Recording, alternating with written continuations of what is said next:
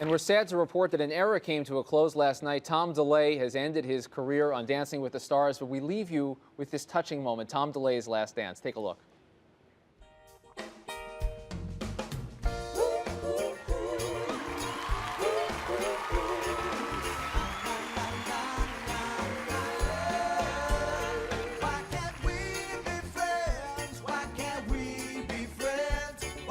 This from a man, David, whose closing speech on the floor of the House of Representatives was an ode to partisanship.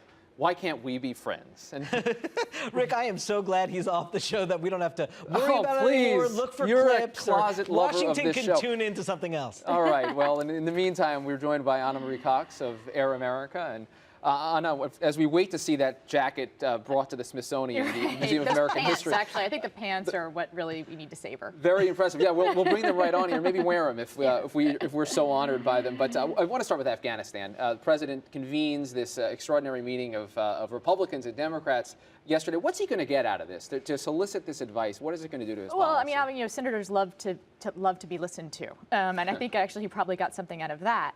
I think also he solidified support. Well, he solidified the idea that he is listening to Republicans and he's going to get buy-in from them if he goes in the direction that they want him to go in. And I think that he wants, from Democrats, he wants them to know that he's listening, that he's considering the options that the Democrats seem to be pushing. Right now, I think that Republicans seem to be cautiously optimistic that he's not going to choose that middle ground. People that I've talked to say that one thing that they feel certain about is that he's not going to do what they're calling the Rumsfeld plan, which is also known as the Biden plan. I'm not sure which is more insulting. It'll be interesting to see what he does. Obviously, it's probably the signature decision of his presidency. It could be the thing that defines his presidency, right, much more so than healthcare.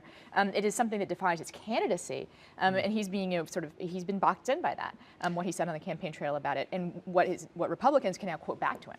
Anna, you are a keen observer of the McCain-Obama relationship, and some of the reporting coming out of that meeting yesterday was that there was a testy moment there between the two of them where McCain said, you cannot make this decision leisurely, and the president kind of shot back saying that of course he wouldn't do that. What did you make of sort of that exchange? Well, my sources have a slightly different take on that exchange, and said that it was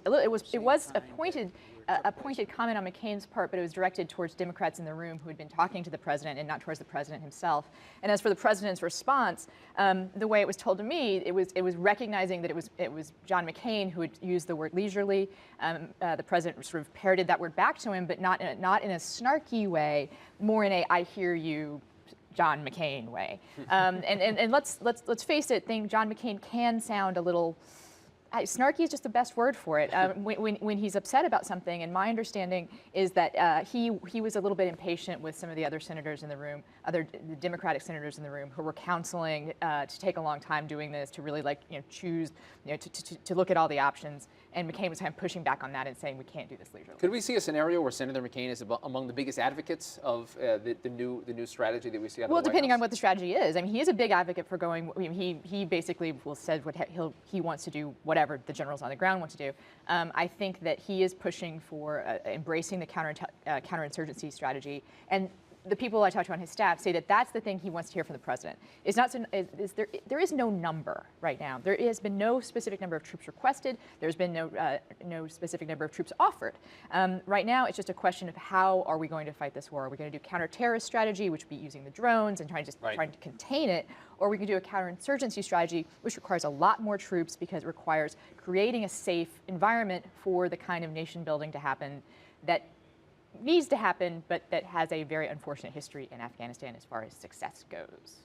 Very briefly, Anna, is this a lost week on healthcare? The fact that we still don't have a bill out of the Finance Committee? I have to say, I think to the Americans who this matters to, I think it's a lost week. I think that there was a time last week I said I thought this looked good for healthcare reform, right, because people were seeing on their television every day an argument happening over things that they understood and issues that sounded like a real decision was being made. Maybe not a decision, right, that they were in favor of, but people were arguing about actual policy.